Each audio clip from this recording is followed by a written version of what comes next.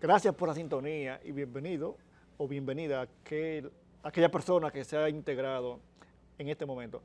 Para mí es una alegría cada vez que el ingeniero Albuquerque viene al programa porque es que es una enseñanza, una cátedra siempre. Yo sé que a muchos de ustedes también les gusta, por eso lo tenemos y vamos a aprovecharlo al máximo. Ingeniero, antes de la pausa nos quedamos de dónde pueden venir los recursos para la inversión de los medidores y lo que haga falta para reducir las pérdidas.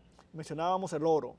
Mira, se ha dicho que para comprar todos estos, se me ha informado que un medidor está entre los 130 a 160 dólares. Por ahí anda, sí. Por ahí, ¿verdad? El bidireccional o el que es para medición neta está actualmente 28.500 pesos aquí en Dominicana. Bueno, entonces son 500, entonces son 28.000, son como 300 y Sí, pico, porque ese es 400 para el que dólares. tiene paneles solares que genera para llevar el balance no, entre... pero ese es muy complejo. Exacto, ese es diferente. Sí, Pero pero usted bueno, dice que es el simple que tenemos en casa. vamos normal. a suponer 200 dólares y que se necesite 1 millón de medidores. Son 200 millones de dólares. Instalarlo y todo esto, ponme 300 millones. La reparación de líneas y reparación de redes y tantas otras cosas más. Limpiar de toda esa maraña, de todas esas arañas, esa tejedumbre que hay en todos los tendidos eléctricos, etcétera, etcétera. Pongamos que eso lleve 1.200, 1.500 millones. Pero ¿qué pasa? En el país hay varias empresas, 3 o 4, que producen oro. No lo producen como Barrick Gold en Cotuí, que produce, es una mina de plata, pero es una mina realmente de cobre. Pero como el cobre es tan barato, produce un concentrado de cobre que tiene zinc, que tiene algo de plomo, algo de mercurio, pero los lingotes que produce, esos son 83, 84% plata y entonces 14, 15% oro. Entonces, a como usted quiera, si es por el volumen de metal producido, es una mina de cobre. Si es por el segundo volumen de metal, si es por el mayor volumen de metal precioso, es de plata. Y si entonces por el valor, entonces es de oro. Llamémosle mina de oro por el valor. Produce a veces, ha llegado a producir 2 millones y más de onzas por año. Y las otras que produzcan, las otras minas, 350.000 en conjunto, redondeemos que el país produzca 2 millones de onzas de oro. Sí, porque solo se habla de Barrick, pero no es la única. Pero no es la única. Ahora bien, ¿qué pasa? Cuando Barrick hizo el estudio, lo hizo para la factibilidad de sus operaciones, para el oro a 300 dólares la onza. Las otras también. Luego subió a 500.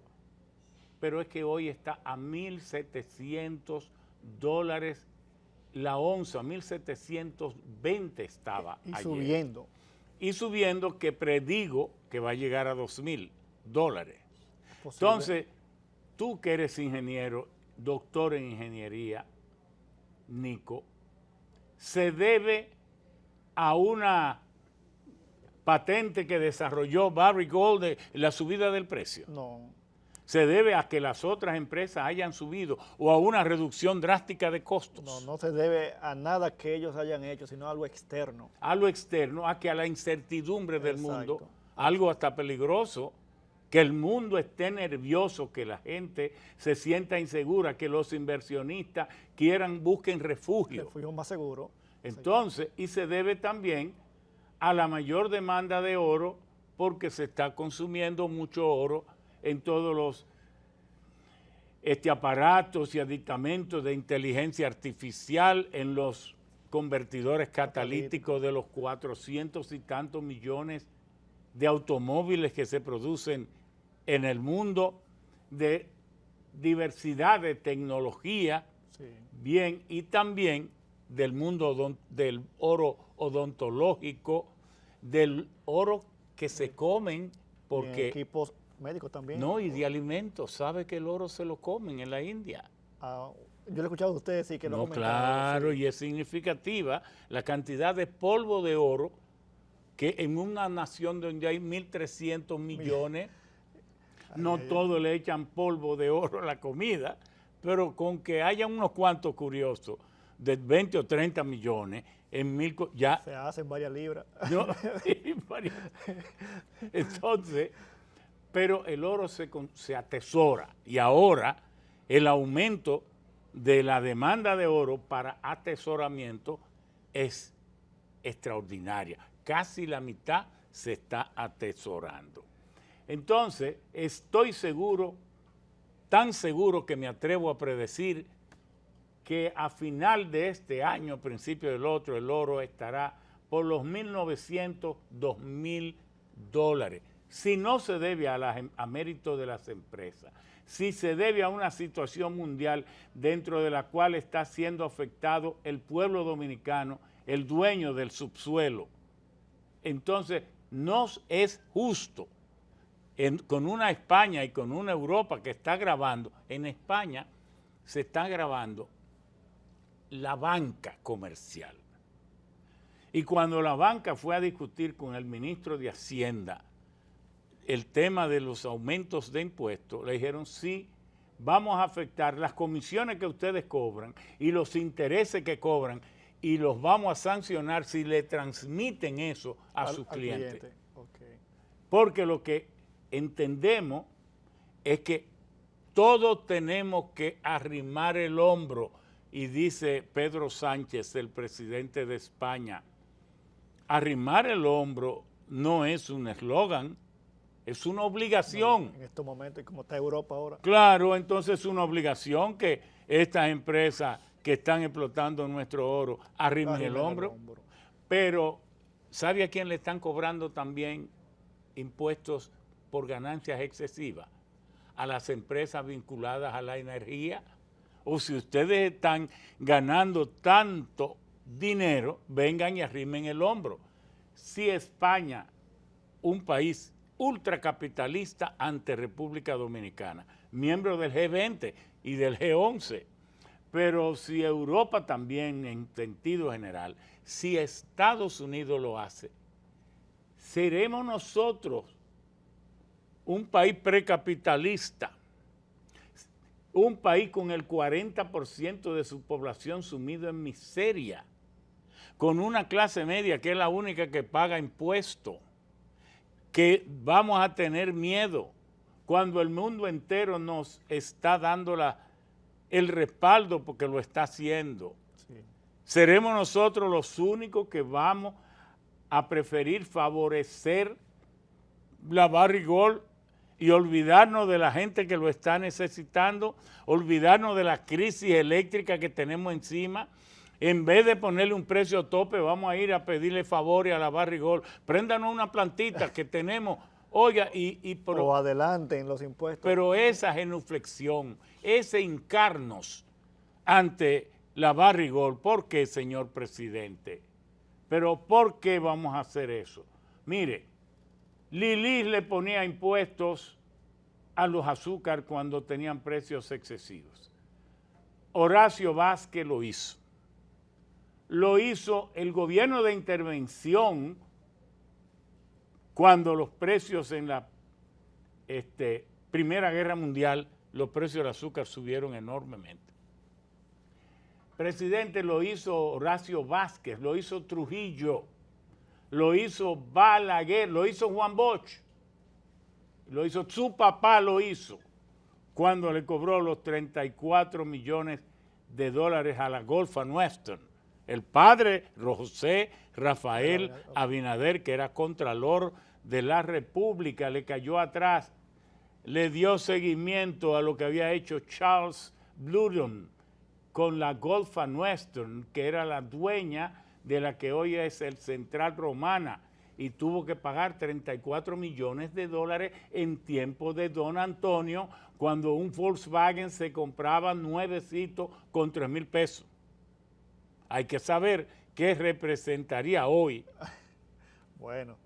Entonces, usted oiga, sería respaldado por todo el país, está respaldado por el mundo que lo está haciendo si ponemos un precio tope al precio del oro. ¿Y cómo sería esto, señores amigos?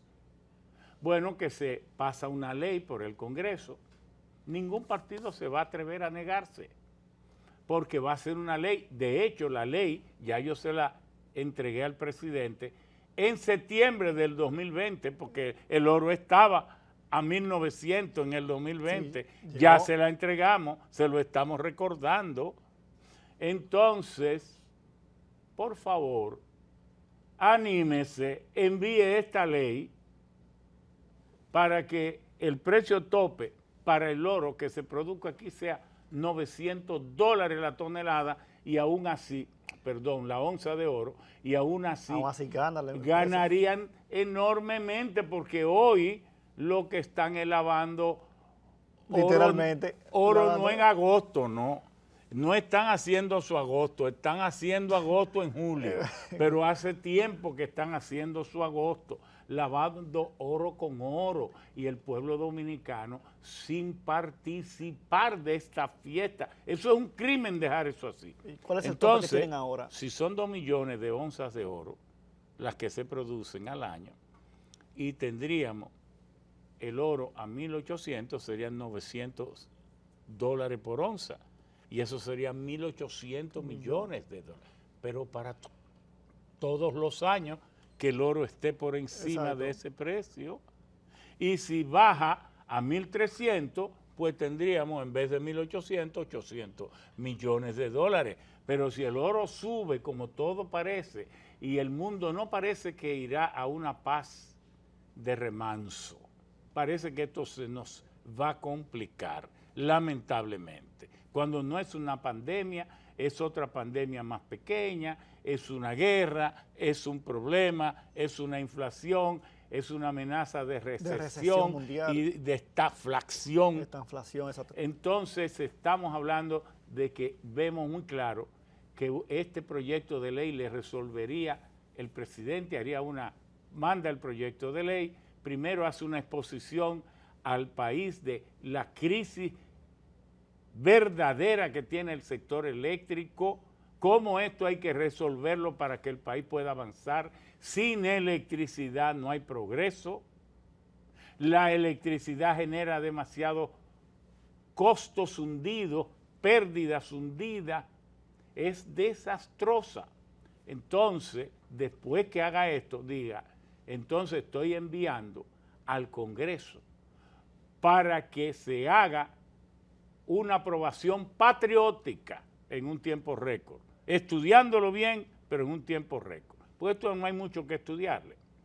Entonces, ahí tendríamos la tranquilidad de que en los próximos 2 años, con estos Ahí se puede invertir en la reducción de las pérdidas que usted mencionaba. 3.600 millones, invertiríamos la mitad en reducir las pérdidas, y tan pronto las pérdidas se reduzcan, las Ahí pérdidas viene. empiezan a generar ahorro. Exacto. Y con ese ahorro, entonces, seguiríamos expandiendo el sistema. Exacto, se invierte en otras necesidades. Ahora, si no hacemos esto, ¿qué habría que hacer? Buscar 2.000 millones de dólares en bonos soberanos, porque, oiga, esto es sí o sí.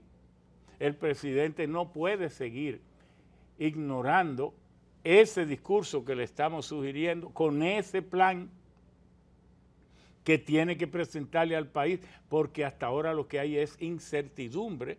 El señor ministro de Energía y Minas, yo creo que se fue del país, yo creo que está de vacaciones. Ay, ay, ay. No, el oligarca que manipulaba el sector, felizmente ya no está, el Macarrulla. El otro que está en Punta Catalina tiene que quitarlo porque ese le va, porque no se justifica que sea director ejecutivo de un fideicomiso que el pueblo en un 98% le rechazó al gobierno.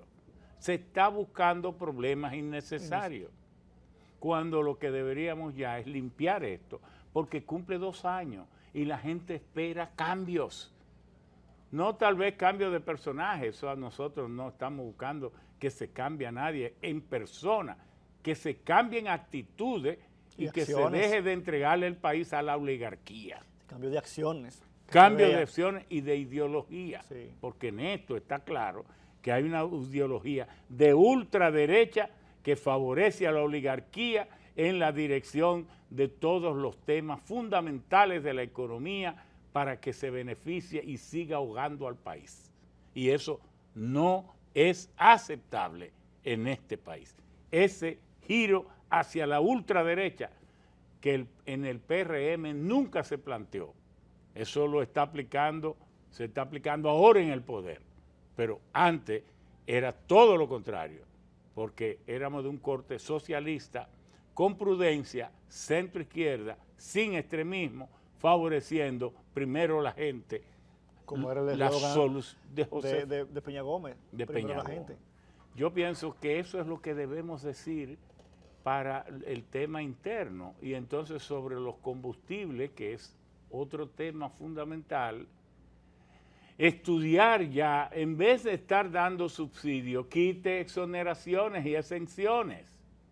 Porque todas esas empresas, no a las plantas que generan electricidad, no quitarle los subsidios o las exenciones y exoneraciones a Falcon Bridge, a Barrigol, la cervecería, todas esas grandes empresas que tienen plantas auxiliares a las cuales se les exonera, pero el gobierno entonces no se mete en cuánto venden la cerveza, los refrescos, acaban con el consumidor y entonces el gobierno, si te he visto no me acuerdo, porque tiene una sola visión para favorecer al empresario, que es bueno que favorezcan al empresario para que haya prosperidad, pero no privilegio insostenible.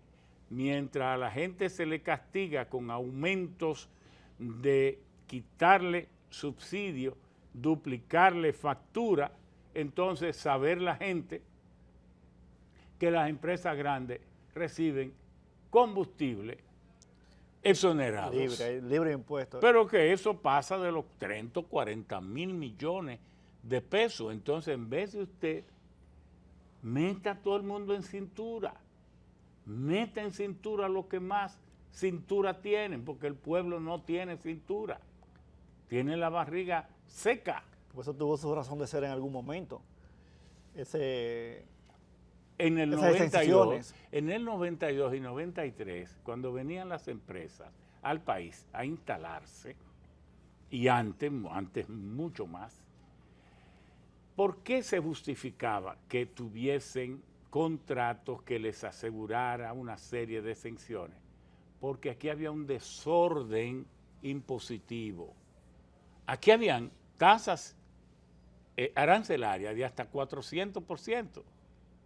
Entonces, no estaba el país, como no había hecho reforma arancelaria, no estaba homologado al resto de las naciones. Entonces, ¿cómo iba a venir una empresa aquí para pagar combustible a 4, 5 y 6 veces el precio que pagaban en otras naciones? No, entonces se le dio, pero como ya está homologado y en muchos casos el precio aquí, que el que pagamos todo es más, a veces igual, entonces no se justifican esas. ¿Por qué se mantuvo eso?